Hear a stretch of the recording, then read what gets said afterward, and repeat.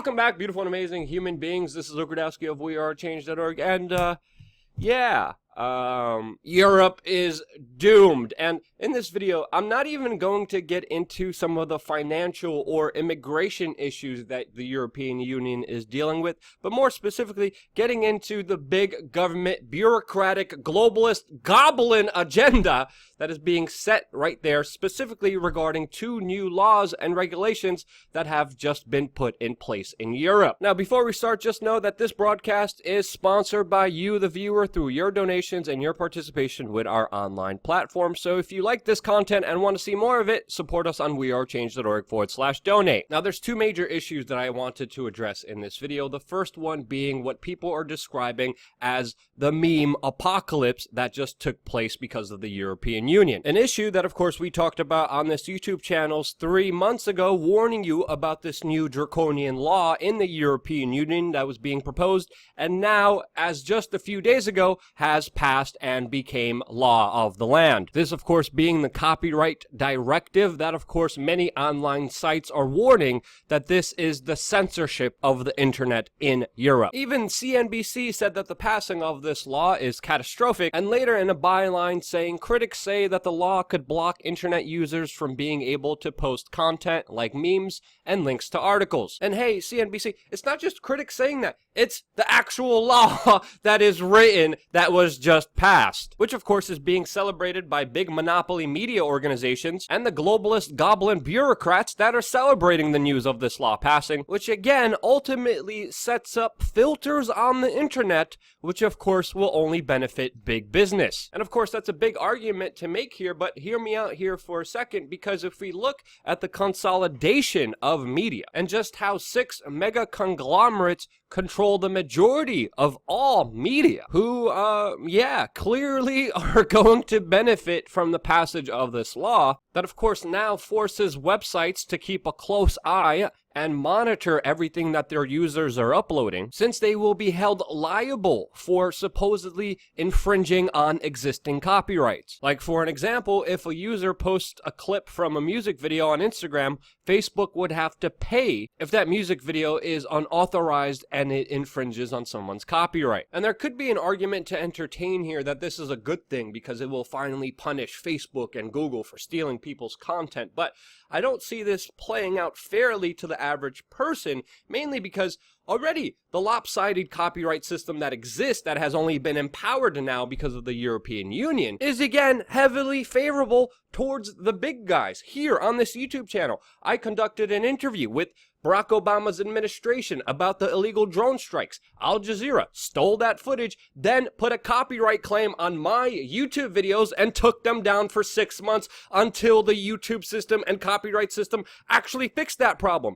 CNN, just a few months ago, put a copyright claim on us because we were using videos from C-SPAN, which they identified as their video, which it wasn't. It was public domain, and they shut down our live streaming for a month illegally with no repercussions or due recourse that I could even have. And that's just two of many events that happened to me personally, and already this system is being abused by the powerful corporations against the small content creator. Now, platforms like YouTube and Dailymotion will have to set up and implement an automatic content recognition system, which of course the government and their copyright system will decide what is able to be uploaded and not, giving government a lot of control there, a big responsibility, which of course government would never abuse that power and authority, right? Now, on the complete other side of this argument, supporters of this law are saying that, quote, Europe has led the way in bringing fairness to creators in the digital world, saying that this will have positive implications for the future working environments of creators all across the world, saying that this will restore the value of works to creators who make them. It is also important to note that there was an amendment passed through this legislation which would exempt small and micro platforms from these new regulations, which of course makes common sense, but the description of what is considered a small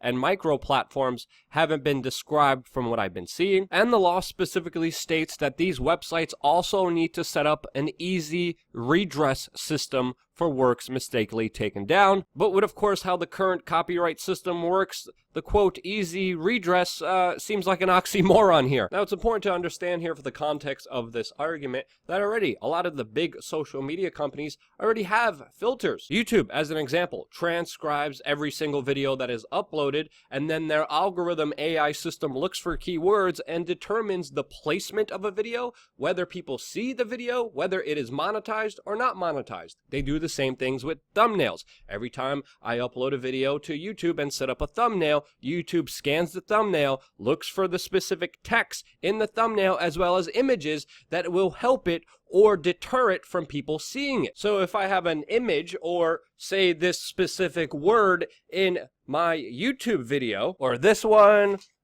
or this one, even freaking this one, which has been a target for downvoting, hurting the video views on that specific video, downranking it in the algorithm and making sure less people see it. Those are the filters that are already in place, as well as a copyright system that already exists. Similar systems exist already on Facebook, with Facebook just announcing a few days ago that they will start fact-checking photos and videos for, quote, Russian propaganda and false news that they don't like. So these systems already exist, but with these new laws, the government is now a part of policing of online content, which of course I believe will be biased towards their special interest and the media monopolies that control the majority of content out there. This is why I'm personally against it. I also made arguments here of why people do support this law, but where do you stand on this specific issue? I'm always looking forward to your feedback, and I always answer comments within the first hour that the video is out. Do you believe that this will finally regulate Google and Facebook efficiently, or just more filters and powers by the establishment that will screw over the small content creator? Where do you stand on the issue? And from my observation, specifically online, a lot of people, especially the memers, are not happy with this law, which they're describing tyranny over information. And, of course, they are memeing about this new law that was passed, effectively taking matters into their own hands, drawing their own memes to make sure that they don't violate the copyright of anyone who produced those actual images, and sarcastically trying to obey these new laws, which, of course, was unanimously passed by the European Union. And it's also important to note specifically that countries within the European Union will get to decide how they will implement this law in their country. But regardless of how countries decide to implement these laws, it is important to note that people could use proxy servers, VPNs, and not only hide their identities, but locations from where they're memeing from, which would bypass these regulations that are now set in the European Union.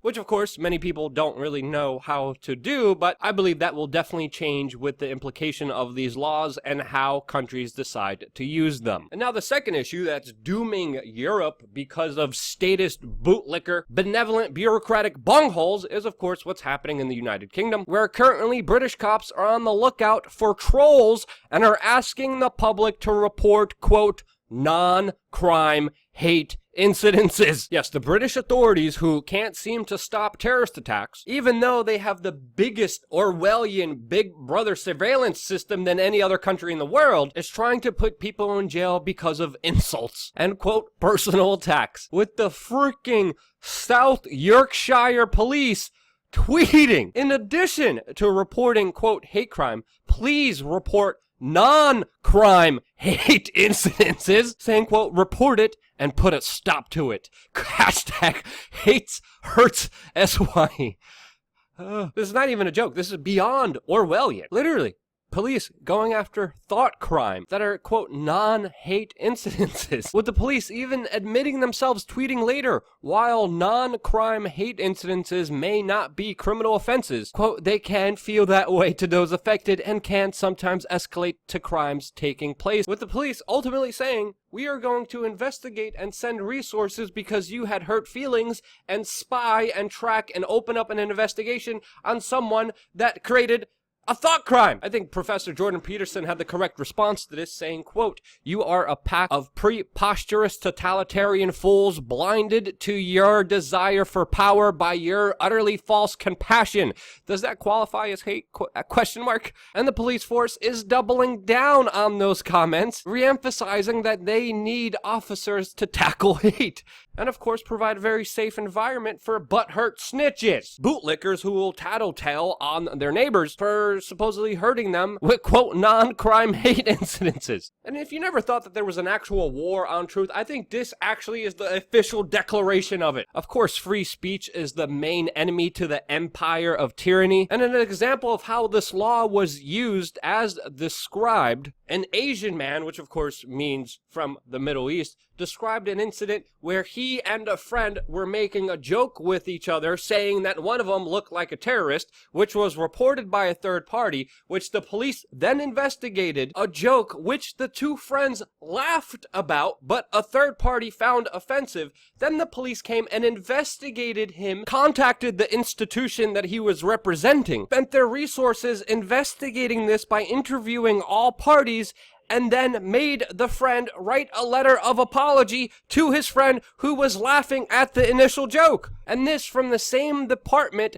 that is suffering the highest rise in violent crimes than any other region in the United Kingdom, which of course is up by 62%. Violent crimes, sex offenses are rising in the United Kingdom, but these bloody bungholes are just investigating thought crime. And again, the levels of this are staggering, as I released a video earlier this year where I was randomly in the streets of the United Kingdom talking to fellow Brits about free speech, where I just randomly met a man who was arrested and had almost his life ruined because he accidentally called a tranny a geezer. And if this doesn't make the argument that Europe is doomed, what, you need a freaking meteor to hit that whole thing and just blow it up to smithereens? What else can you do that's worse to human society and civilization than these draconian bureaucratic laws that are passed by these globalist goblins who don't give a damn about you? Sorry, I got all Alex Jones there. I apologize for that. But seriously, how is this happening in this world? It makes absolutely no sense at all. But regardless, definitely start looking into VPNs. But yeah, if you found this video helpful or useful, especially if you have some Speedo-wearing European friends, share this video with them and your family members, because hell, the big tech monopolies are definitely after us, and that is why we are user-supported and funded through, of course, wearechange.org/donate, where if it wasn't for your donations, I would probably be homeless. So yeah, that's why I love you guys. Thank you again so much for watching. Stay tuned for more.